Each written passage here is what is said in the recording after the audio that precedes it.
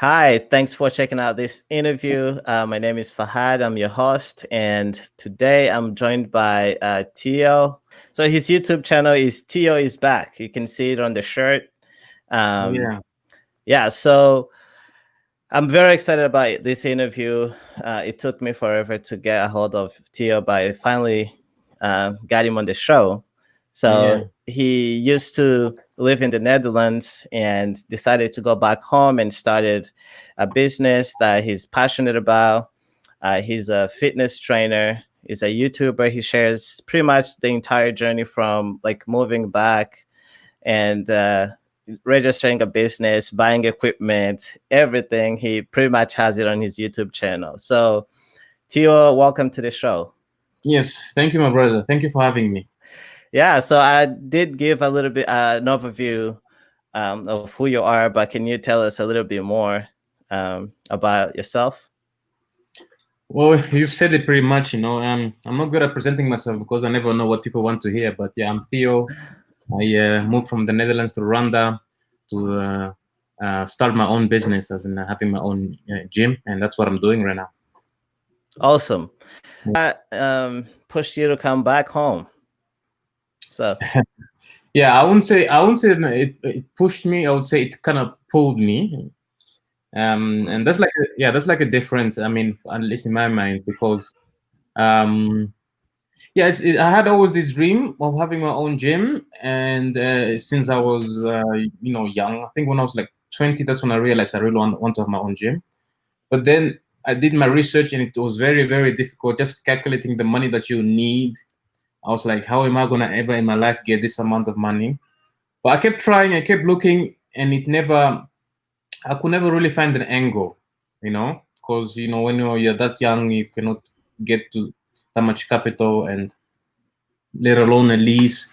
So, but anyway, mhm. a few years later, at the end of my studies, I went to Rwanda for an internship, and that's when I realized. But Rwanda was like kind of like the economy was developing pretty fast, and I saw that they only had like one gym that had like the full amenity of what you would call a gym compared to like Western standards.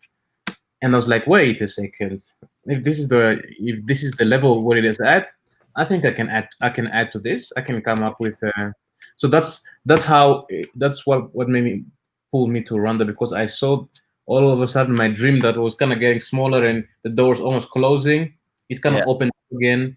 And yeah, so that's what pulled me to Rwanda eventually. Awesome. So yeah, that's really interesting because, like you say, the Rwanda pulled you because you Yeah, saw the opportunity yeah, that you could realize your dream much faster than you probably could in the Netherlands, which I think is very expensive to set up something like that. yeah. Um, and I think while we're still talking about starting a gym, can you are you comfortable telling us like how you came up with the funding to buy the equipment and to rent a place and stuff like that, and how much that was? Because I think one of your videos you basically shared that information, and I thought it was very interesting because most people think they need a lot of money to even think about going back home. Like how much are we talking about to set up a gym? Yeah, so it went kind of like unconventional in a way, because I was also in the camp of wanting to raise a whole lot of money before I could start. But I went creative about it. Like, I would just say what I did. I first I had saved some money, 5,000 euros to be exact. That was like my capital for my gym, for my business, for my livelihood. That's basically everything that I was gonna do everything with. This was like a year before I left. And then I decided, you know what, in the last few months, why not do a crowdfunding? See what I can get out of it, because you never know, these things. And so I Yeah, did a crowdfunding where I was like seeking for 50,000 euros, because that would be enough for me to open like a full gym. yeah, But I only got 3,000 euros out of it. Not say only, it was it was a lot. But so that's like the capital that I used to buy the equipment and to go to Rwanda. And but also once I was in Rwanda, I, like I said, I had to be creative about it because that money would just go by in like 2 months if I go rented like a place by my own. So I found two other young people who also had like a gym concept going on, but they were like teaching body weight exercises without any equipment. So I partnered up with them. I said, hey guys, if I bring some equipment here, can you give me, some floor space so that your clients can also, get a variety of exercises? Because they were getting a lot of questions from the guys, mostly like, hey, don't you have dumbbells? Don't you have this? And then they agreed. So that's how it happened. So I bought my equipment and I put it in their gym. Their clients could use it for free, and I could get some floor space where I could teach my classes, like once or twice a day. Awesome. So yeah, so was that like an easy thing to put together, like the partnership? Like, are there some challenges that you faced in the process that you want to share? No, setting up the partnership was actually pretty easy. I just, because these guys, they were also like online. They were also basically like they were like me. They were like also the diaspora from the UK, I believe, and I was also following them for a while. And they had their gym running for like 2 years maybe, and I saw like it could fit, because they came with a concept from the UK where only body weight, like I said. Yeah. And so I just approached them. I of course were texting before I arrived, and when I arrived, I believe it was like the second day also that I came into Rwanda. I just approached them. I told them about my concept, and they really understood it, and they were like, "Yeah, sure, no problem, let's go." So that's basically how it got started. Yeah, that's awesome. So, so about registering your business, there's a clip that you share on your YouTube channel. Pretty much, how long was that process? And were there any challenges on the way? Yeah, so no, I tried to register the business indeed, and also record it. So it took like a good 24 hours, like actually almost exactly 24 hours. Yeah. Which is quite good, but I don't know. Someone had told me like it takes 6 hours to register a business in Rwanda. I was like, really? Yeah. So I kind of got like disappointed a bit, but in the big picture, it's still like very good, because I get comments on that video from people who are telling me like in Kenya it takes several days, even weeks. Other people say in Malawi you can even do business for 30 years without registering your company because it's that difficult.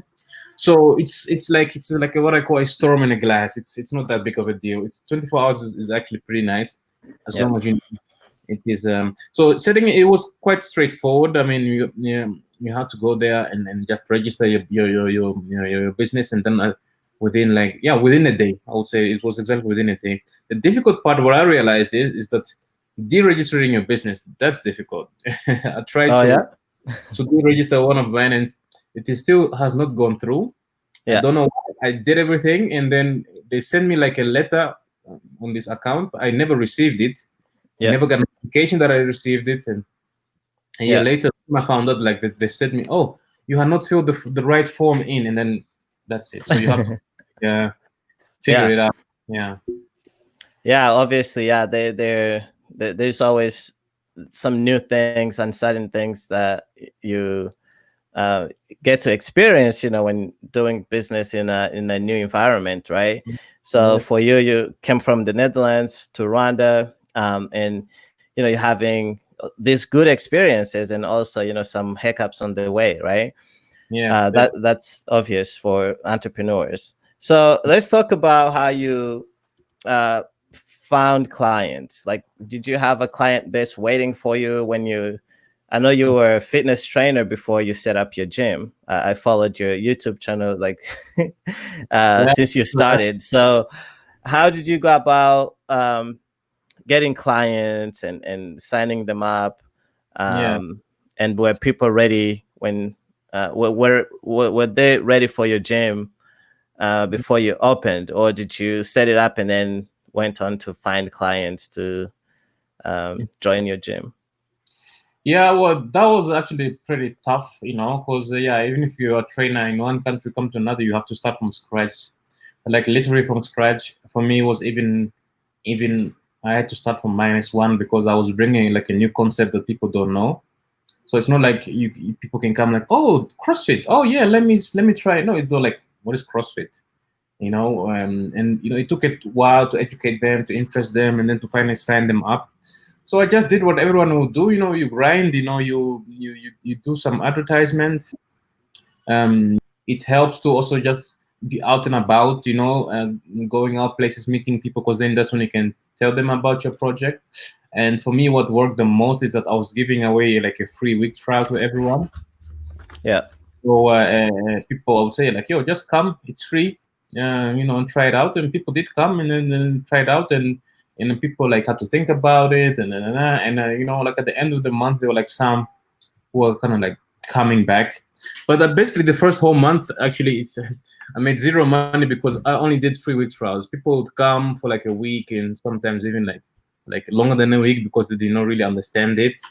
And then after that week, I will get the new people who come in, try for a week, and so that's how it went. But only like at the end of the month, I started getting some people who were like really interested and were willing to pay.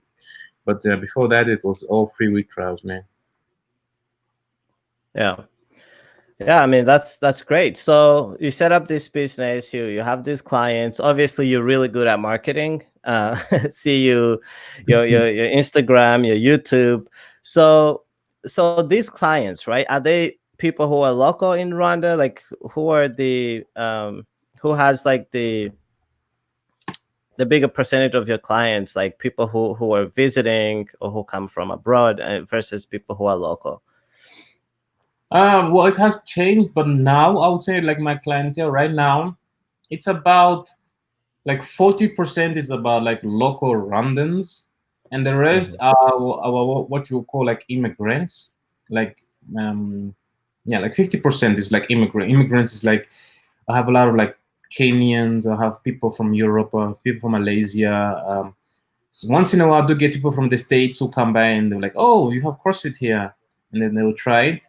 But I have like really a very diverse and very international clientele at this point. But the Rwandans themselves, yeah, they're like 40%, I would say.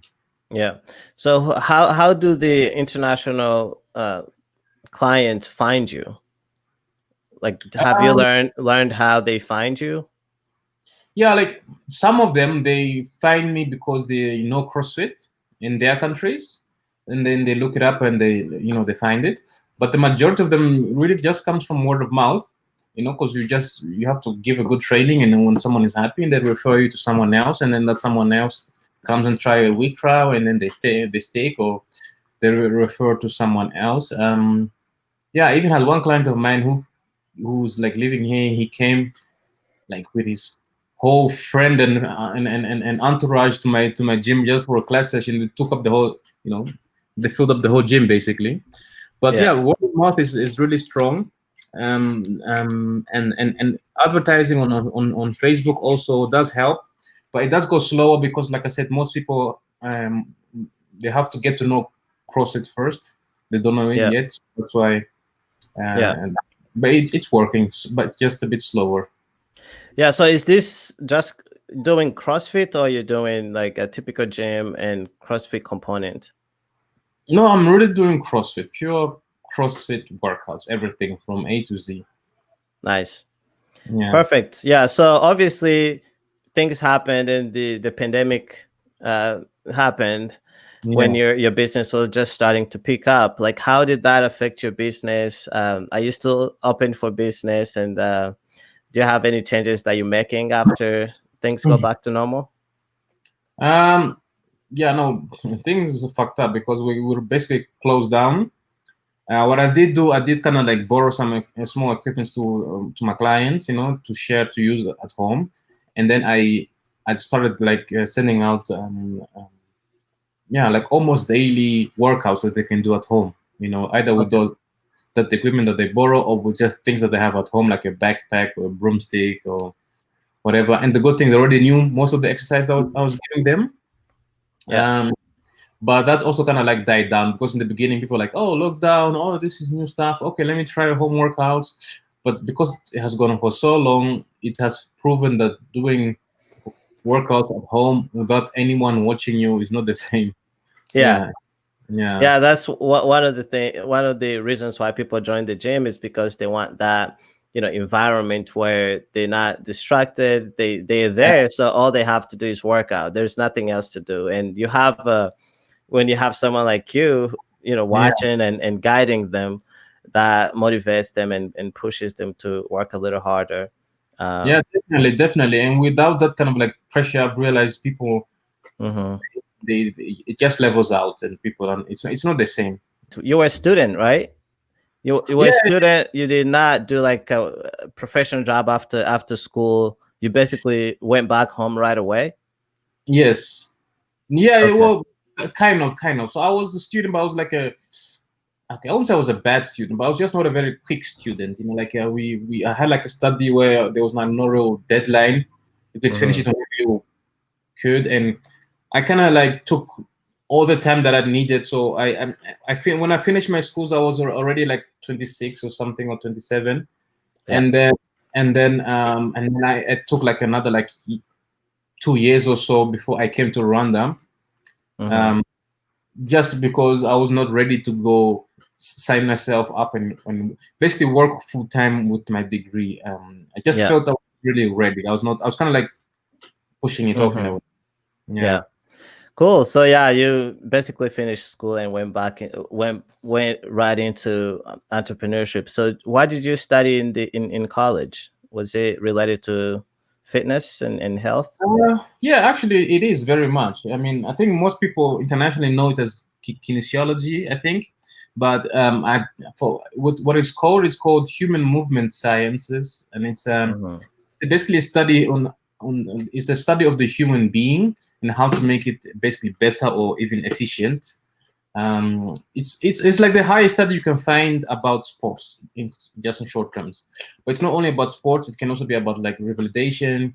It has a lot to do with a lot of like research and mechanics. And just imagine, for example, someone who is like riding a bike, and they're Yeah. really fast, and you have to figure a way to make them even faster. So it can be either by changing their posture to therefore the bike, or it can be just adjusting the helmets or their clothing. You calculate all these mechanics to see how they can just shave in like a second of their time, for example, by better aerodynamics. Or people who have certain illnesses, for they're like paralyzed on one side of the arm, and figuring out what kind of aids to develop for them to work, to walk, to function like normally, and everything in between, from just doing like research into Yeah. work into a practice. Yeah. Perfect. So yeah, so I hope that helps you in your business to um, help your clients get in shape, better Yeah, it does. health. It does help a lot. Yeah. Yeah. So so for people who are in the diaspora, like who are in the situation that you are in, that Hmm. are in school, they want to come home and set up something, do something for their country. What advice would you give them? How would they go about like preparing that transition? And I think since this is focusing on like people who want to set up businesses, like how would they prepare to move back and set up a business? Um. Well, like the first thing is I would say is you need to make a choice. You need to make a choice whether you want it or not, and to know if you really want it, you have to. Like for me, what has helped is to have the fact that I was here first to kind of like test it without like any obligations on I need to come here, I need to find something to. No, I was here, by accident for my internship.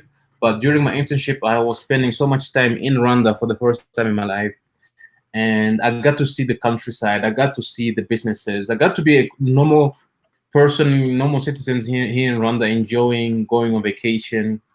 So that was basically what I would advise. Just have like a trip to Rwanda, especially if you're like me, you have not been to Rwanda for a very long time. Many things have changed.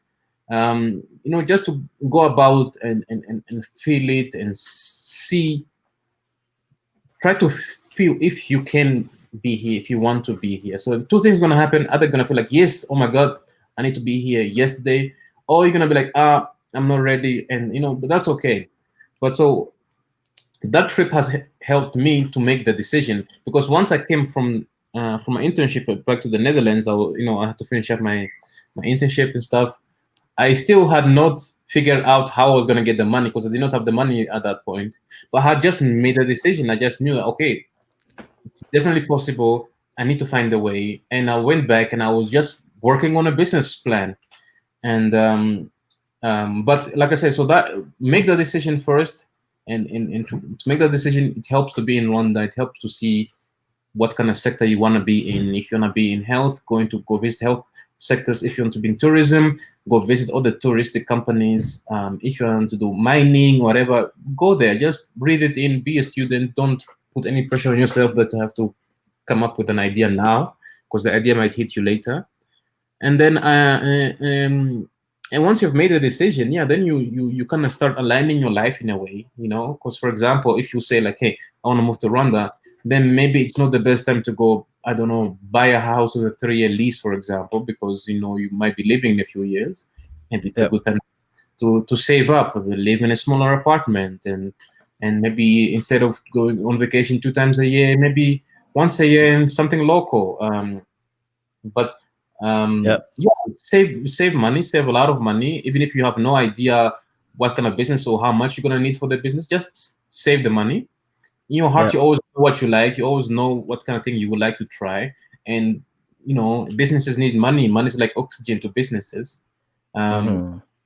So while you are still there, you're in the diaspora, and especially if you live in a country that has a stronger currency than Rwanda, like save as much money as you can, and just keep breathing and keep until you come up with the idea that you want to try. And once you have had enough of the place and you want to start, I would say then pick something that where you can start small, whatever it is. And from that on, I think you already be flying.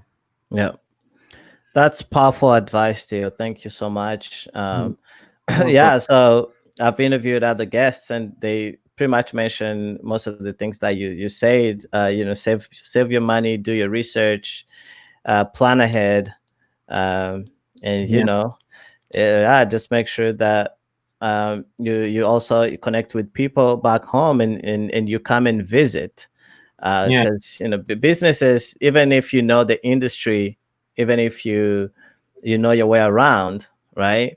It's a pretty risky decision to make, and investment to make, when you're putting your money into something. There a high chance that you might succeed or you might not succeed, let alone when you're abroad and you don't even know what problems exist in the country where you want to invest. Yeah, you really have to be on the ground and kind of see what problems exist and how to solve them. And for you were fortunate enough to have an internship, and what was happening, the progress that was being made in the country, and decided you were going to do the thing that you're passionate about. So most people don't have that luxury. But you will get it one way or another, because I had to pay it, because I had to do an internship. But I would say that's how I got my sense. Other people get it because they take a gap year. Other people get it because, I don't know, you have such a good job that your job can just pay you a full salary to go live in Rwanda, for example. I've seen people who come that way, then you have plenty of money all of a sudden, and then you can just come here and do most of the stuff that you want to do, in a very short time. But you have to stay close to that fire, and if Rwanda is that fire for you, then you have to find a way to stay close to it, either by hanging around other Rwandan people or other Rwandan entrepreneurs, or, like I said, there's nothing beats than actually being in Rwanda if you want to do business in Rwanda. Yeah. Have you traveled to other African countries or just Rwanda? Yes, I did. And so like I said, a funny thing is that I did like an explicit Africa tour before I came here, but it's also because I knew I wanted to go to Rwanda, and I knew once I was here, I would not have the free time to kind of travel around.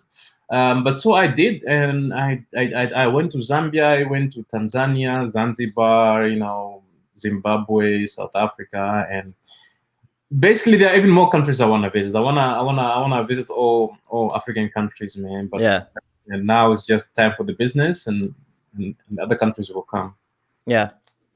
Same Yeah. here. I mean, I'm very impressed by what these African countries and young entrepreneurs are doing on the African continent. And one of the goals that I have is to visit most African countries and interact with these entrepreneurs and the things that they're working on, Yeah. and kind of put their stories out for the world to see what's Mhm. really taking place on the continent. Yeah.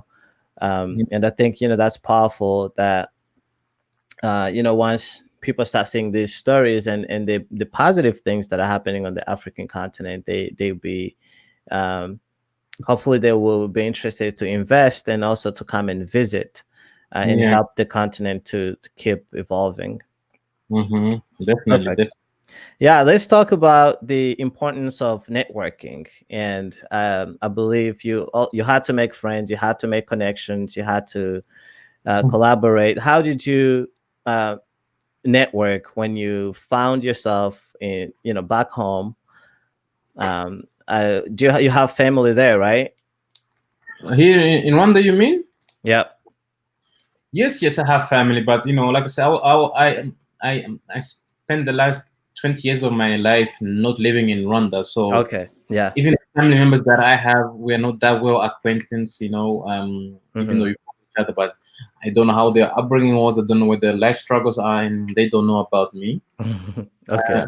But when it comes to networking, I must say I'm not good at it, because in the Netherlands I used to try these networking events, and I Yep. kind of I don't know, I never really got any good sense out of it. I felt like it was ever I just came to send out their their business cards, and I went home with a whole stack of business cards, but I never really did anything with it. Anyway, and I get it. When we are there, everybody's like an entrepreneur. They're always aspiring. So when I came to Rwanda, I kind of Rwanda is also very small. So if you know one person, it's very easy to another person. It's very easy to know another person. So I do try to go out once in a while and just talk to people.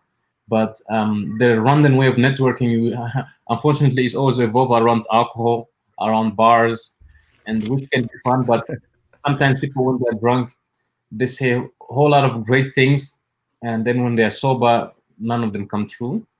So that's why I tend to avoid going out every weekend.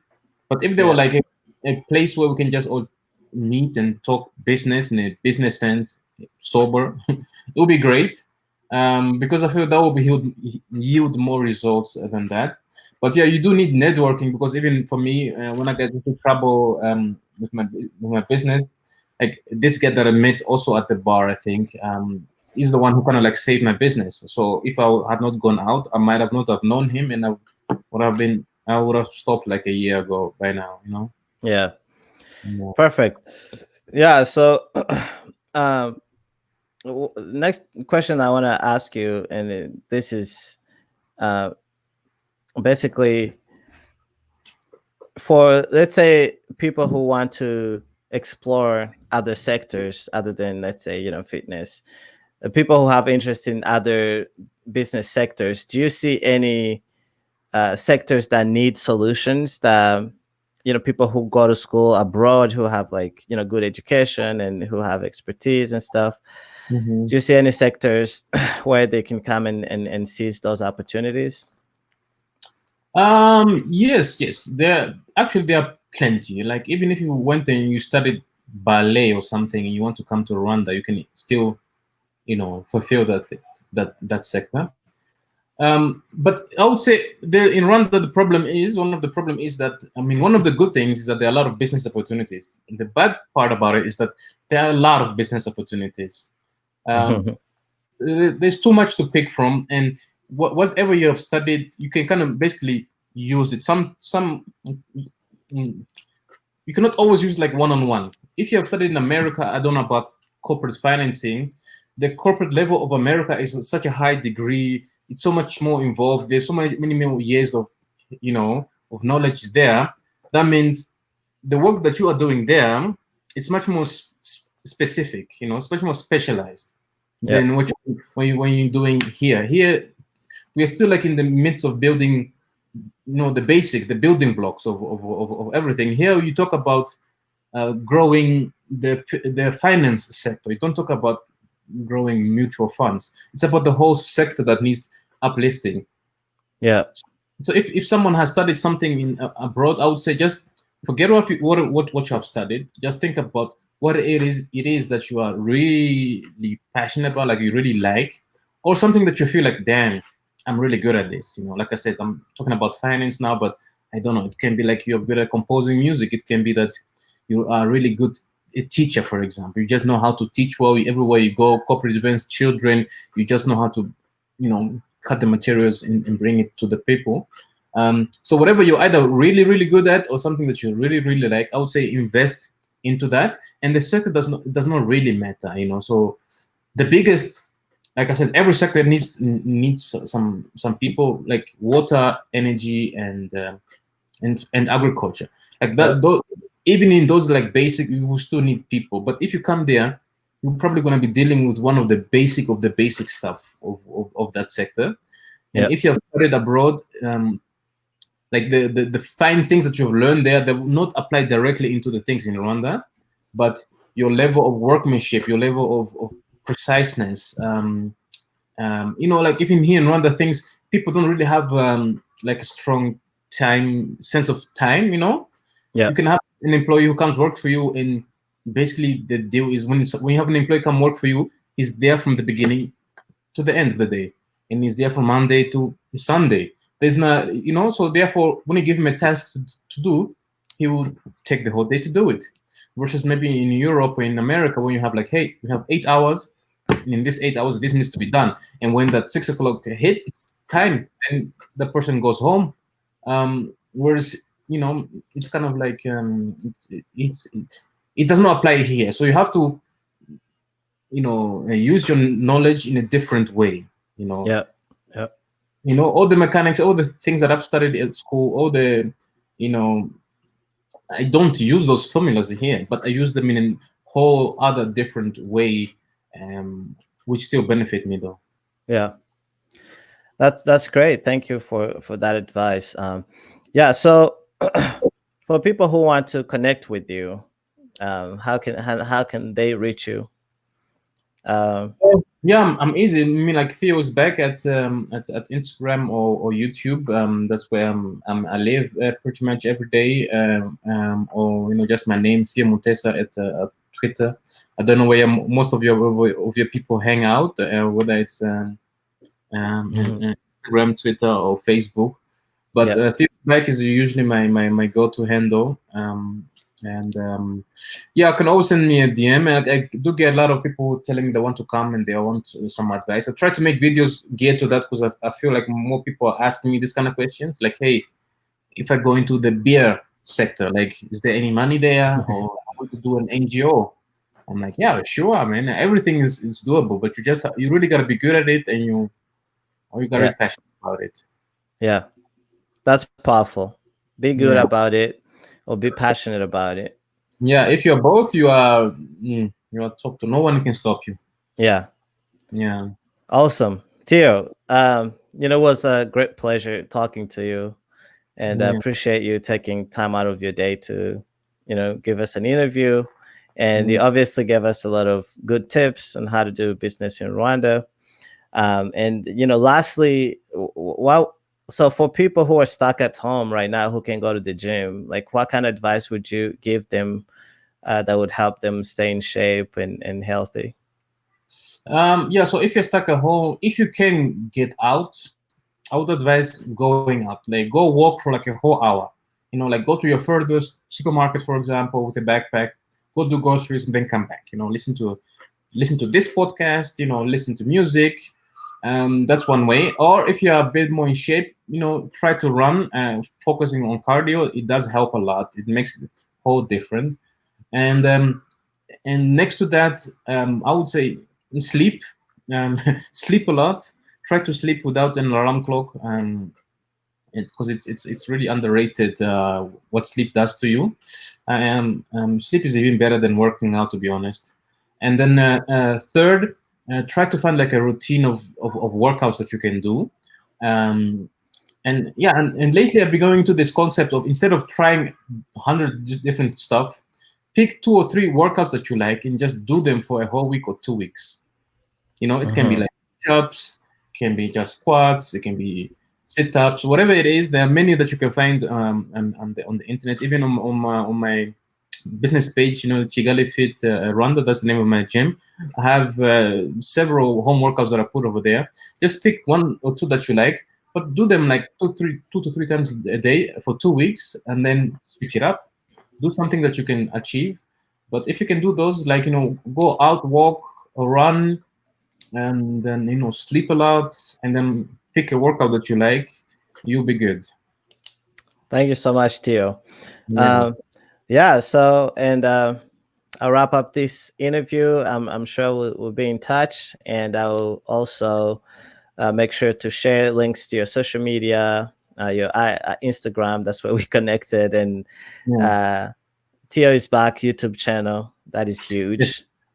I would recommend that, people who really want to explore Rwanda, want to know anything about doing business in Rwanda, check out Theo is back YouTube channel. And also there's some health and fitness tips. Of course. Yes. Yeah. All right, Theo, thank you so much, and we'll be in touch. Yes, thank you for that.